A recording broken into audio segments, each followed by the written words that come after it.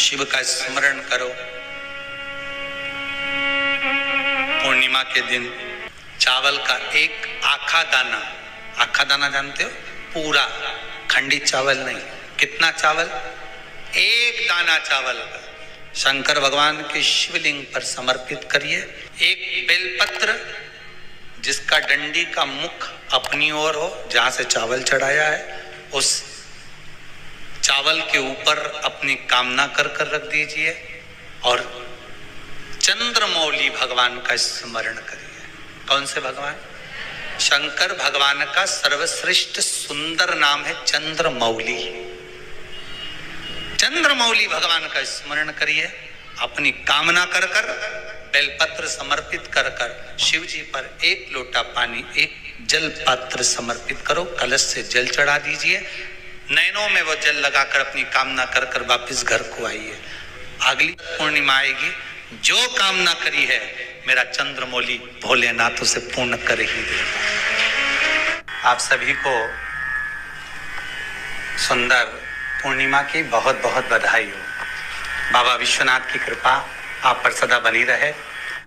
आ गया पूर्णिमा की रात्रि, बड़े से बड़ी बीमारियां, बड़े से बड़े रोग, बड़े से बड़े बड़े कष्ट इस पूर्णिमा की रात्रि को छूट जाते हैं। दमे की बीमारी, श्वास की बीमारी, अनिद्रा की बीमारी, रात्रि को जगना, ये सारी बीमारियां पूर्णिमा की रात्रि को अगर व्यक्ति अपने जीवन को सुखमय बनाए, अपने जीवन को आनंदमय बनाए तो सब छूट सकते। पूर्णिमा की रात्रि को पीपल के पत्ते 5 लेकर उसके ऊपर खीर डालकर रात्रि को खा लेने से महाराज दमे की बीमारी, श्वास की बीमारी रुक जाती है।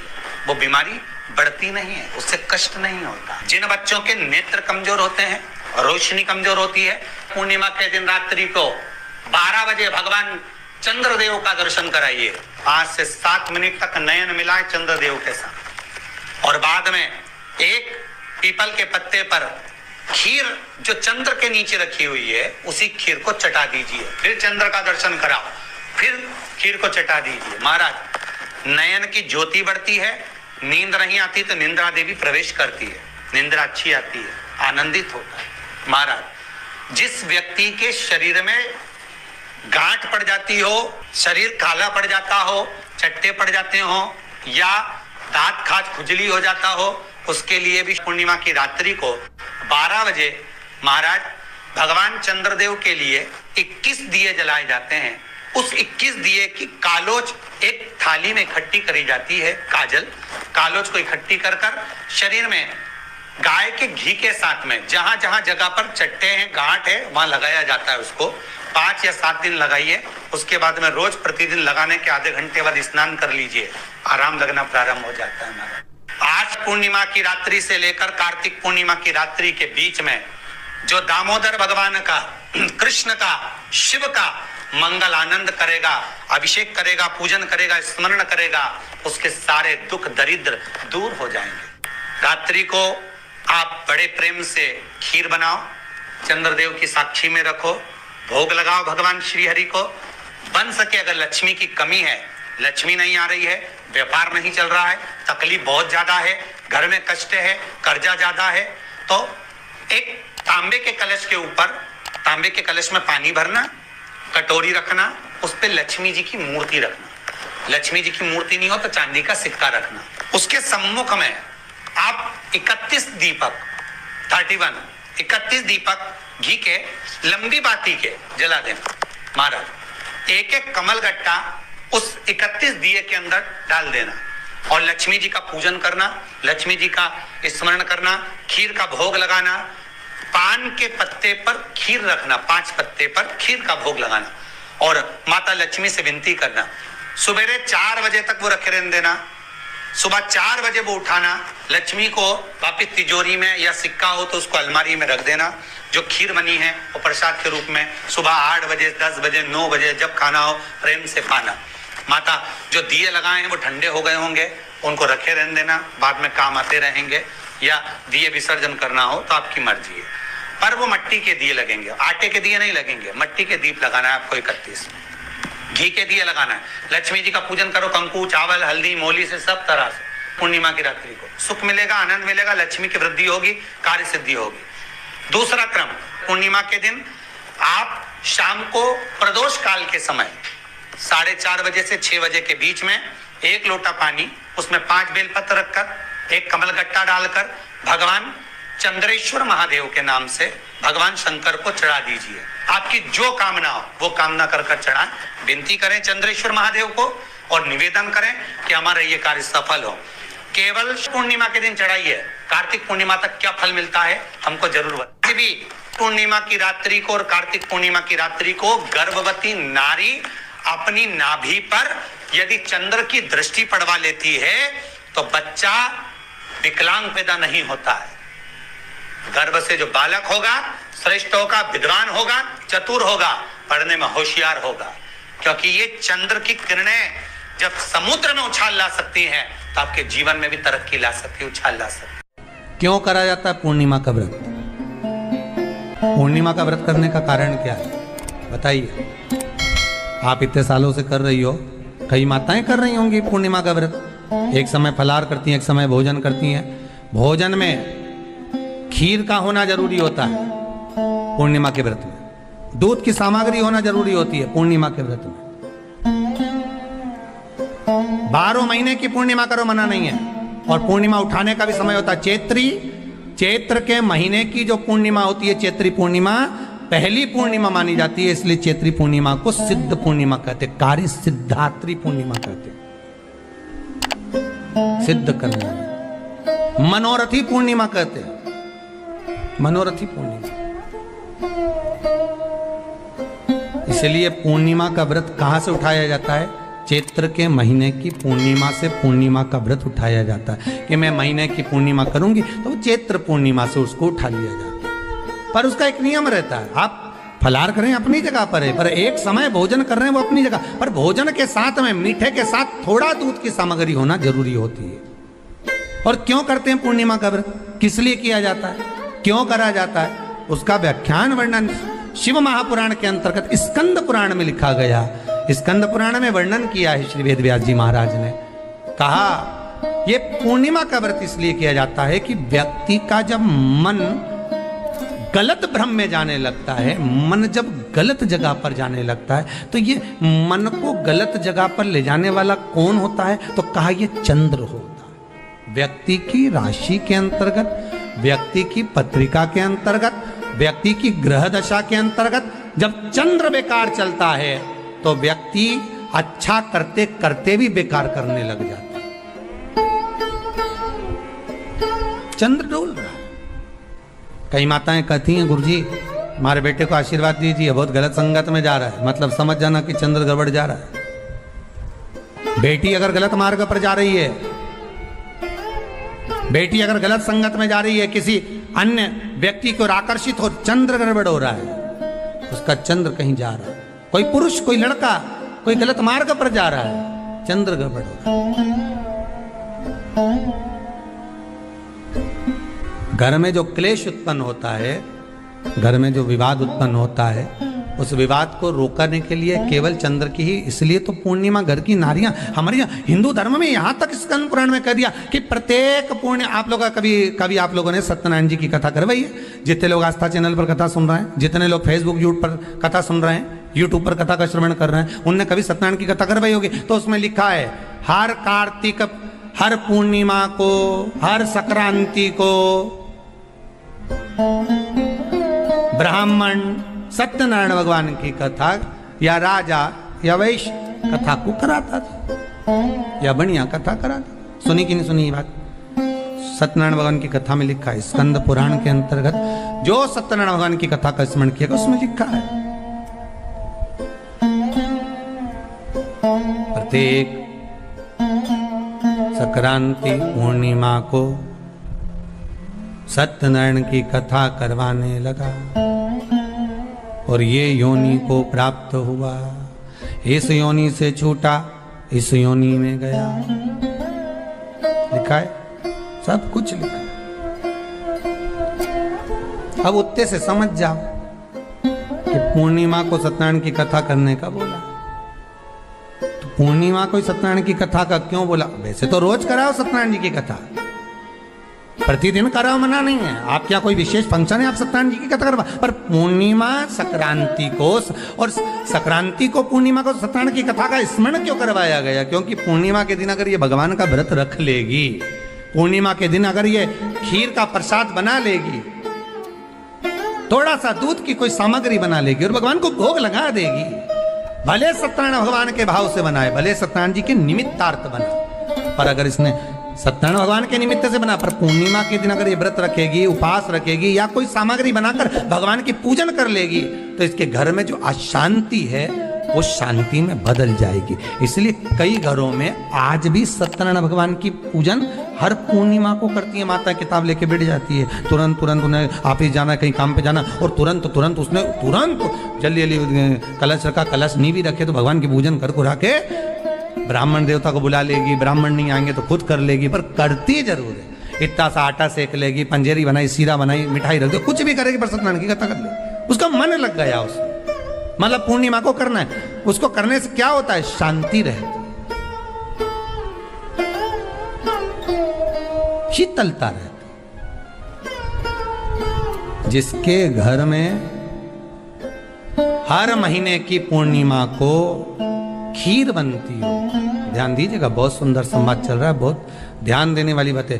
प्रत्येक महीने की पूर्णिमा को जिसके घर में दूध की सामग्री बनती हो, दूध की सामग्री तैयार होती हो, खीर प्रसाद तैयार होता हो, उसके घर में कभी क्लेश नहीं हो सकता। चाहे सास बहू एक दूसरे के सामने वो कहे ना, वो सांप और नेवले की लड़ाई क्यों ना, फिर भी शांति हो जाती है।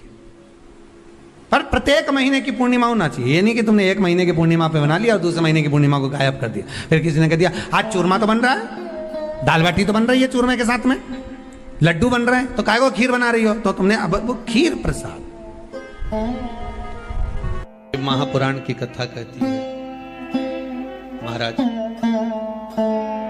पूर्णिमा का जो चंद्र है वो विशाल का है, और उस चंद्र की पूर्णता में हमारी अभिलाषाएं भी पूर्ण हो। आप आस्था चैनल के माध्यम से जितने लोग कथा सुन रहे हैं, फेसबुक यूट्यूब पर जितने कथा सुन रहे हैं, और कुबेरेश्वर धाम में जितने कथा सुन रहे हैं, आप में से कितने लोग हैं जो पूर्णिमा का व्रत करते हैं? जो माताएं करती हो जरा हाथ उठाइए। पूर्णिमा का व्रत जो करते हो ना आप लोग, रखिए। अब पूर्णिमा के व्रत में आपने कई बार किताब पढ़ी होगी पूर्णिमा की, या आपने व्रत किया होगा, या पूर्णिमा का व्रत आप धारण करे होगे, तो उसमें पूजन कौन से भगवान की होती है? पूर्णिमा के व्रत में किस भगवान की पूजन होती है? तो कहा पूर्णिमा के व्रत में केले के खंभ लगाकर पूर्णिमा का जो उद्यापन होता है, पूर्णिमा की जो पूजन होती है, उस पूजन में शंकर और पार्वती की पूजन की जाती है। शिव और नारायण की पूजन करी जाती है, शंकर और पार्वती का स्मरण किया जाता है। किसकी पूजन होती है? शिव पार्वती।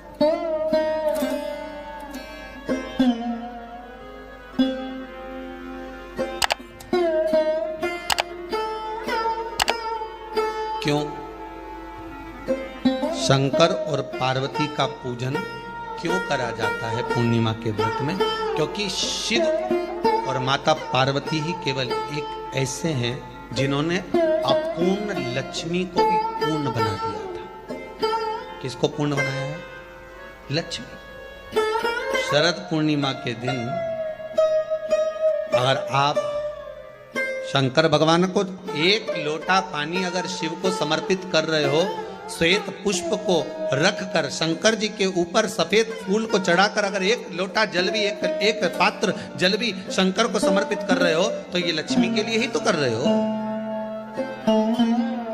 और कौन सी लक्ष्मी? पूर्ण लक्ष्मी। पूर्ण लक्ष्मी। आपको पहले भी कथा में कहा, एक बार भगवान विष्णु के सामने लक्ष्मी मैया ने बहुत तेज स्वर में कह दिया था, नारायण, दुनिया के लोग आपका नाम जपते हैं, दुनिया के लोग नारायण नारायण कहते हैं, दुनिया के लोग आपका भजन करते हैं, पर सत्य मायने में कहूं ना तो मेरे बिना दुनिया के लोगों की नहीं चल सकती, मेरे बिना दुनिया नहीं चल सकती। संसार मेरे बिना नहीं चल सकता। भगवान विष्णु ने कहा ये तो गलत है लक्ष्मी आपका कहना। एक दिन लक्ष्मी को अहंकार आ गया, अहंकार के संबोधन जब माता लक्ष्मी करने लगी तो भगवान उसी समय पर भगवान विष्णु को क्रोध आ गया और भगवान विष्णु ने कह दिया लक्ष्मी तो इतनी बड़ी बड़ी बात कहती है कि तेरे बिना नहीं रह सकती संसार। मैं तुझे कहता हूं लक्ष्मी तू अपूर्ण है, तू अपूर्ण है, तू पूर्ण कब हो गई?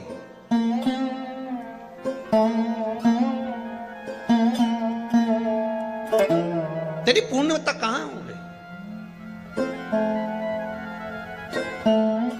लक्ष्मी की आंख से आंसू बहने लगे। आज आपने मुझे अपूर्ण कहा, आपको मालूम है आप मुझे अपूर्ण कह रहे हो? आपको ये ज्ञात हो रहा है आप मुझे अपूर्ण कर रहे हो?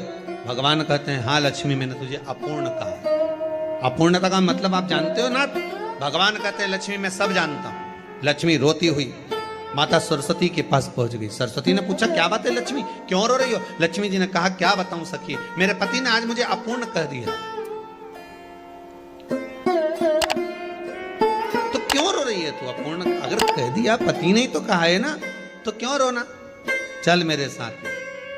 और सरस्वती मैया माता लक्ष्मी को लेकर सीधे पहुंच गई माता पार्वती के यहाँ। माता पार्वती के यहाँ जब पहुंची, माता पार्वती ने लक्ष्मी जी को देखा और सरस्वती को देखा तो पूछा कि बात क्या है, क्या हो गया ऐसा, क्या हुआ, क्या है ऐसा जो तुम दोनों आज मेरे पास में आई? क्या हुआ? पार्वती जी कुछ बोलती, शिव जी का ध्यान माता सरस्वती की ओर और लक्ष्मी की ओर गया और भगवान शंकर जान गए कि आज भगवान नारायण ने लक्ष्मी जी को अपूर्ण कहा है। अब देखें माता पार्वती क्या कर सकती है, इसको पूर्ण बनाने के लिए करेगी क्या? क्या हुआ? माता सरस्वती जी बोली लक्ष्मी को अपूर्ण कर दिया। अपूर्ण कर दिया? हाँ, तो क्या सोचना उसके लिए, इसको मैं अभी पूर्ण बना देती हूं। माता जगत जननी पार्वती ने गोदी में विराजमान गणेश जी को उठाया और उठाकर लक्ष्मी जी की गोद में दे दिया। ले लक्ष्मी, आज से तो पूर्ण हो गई। लक्ष्मी आज से तो पूर्ण।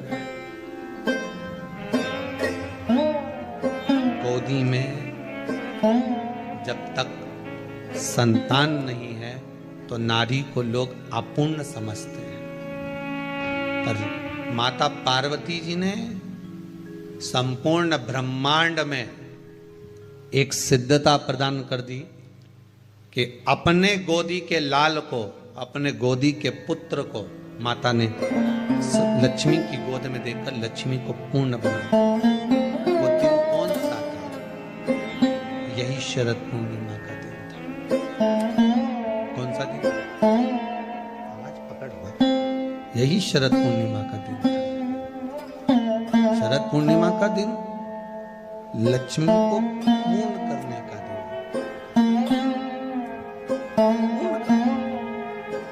केवल अमृत ही नहीं बरसता, शरद पूर्णिमा के दिन लक्ष्मी भी बरसती। लक्ष्मी पूर्णिमा के कितने व्रत होते हैं? बोलते जाओ, जरा जल्दी जल्दी बोलो। पूर्णिमा के नारियों को, स्त्रियों को अखंड सौभाग्य के लिए, जो नारी वैधव्य नहीं होना चाहती है उस नारी को पूर्णिमा के कितने व्रत करना चाहिए? जिस नारी के यहाँ संतान नहीं हो, भगवान कृष्ण ने माता यशोदा को द्वापर में भी बताया है कि पूर्णिमा के 32 व्रत होते हैं।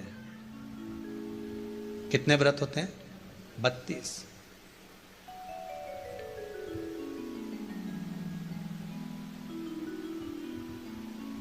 स्वयं भगवान कृष्ण यशोदा रानी को, माता यशोदा जी को भी बता रहे हैं 32 व्रत। अब आपको किसी ने बता दिया होगा कि 8 कर लो, 7 कर लो, 6 कर लो, 12 कर लो, इसलिए आपने बोला कि 12 कर लीजिए, 32 कर लीजिए। अरे यहां तो द्वापर की कथा भी कहती है। यशोदा जी ने एक बार भगवान कृष्ण को रोक कर कह दिया, ए कन्हैया रुको। कन्हैया बोले बोलो मां क्या बात है? कन्हैया जरा रुकिए, इधर आओ जरा। भगवान कृष्ण आए, हाँ माँ बोलिए। किस जगह का प्रसंग है ये? जिस समय पर राधा रानी कुरुक्षेत्र में नंद बाबा और यशोदा जी को लेकर कुरुक्षेत्र के कुंड में ब्रह्म सरोवर में स्नान कराने के लिए लेकर जाती है, ग्रहण का समय पर। और जब भगवान कृष्ण उस कुरुक्षेत्र के उस सरोवर में स्नान करने आते हैं, तब यशोदा जी ने अपने लाला से प्रश्न किया है,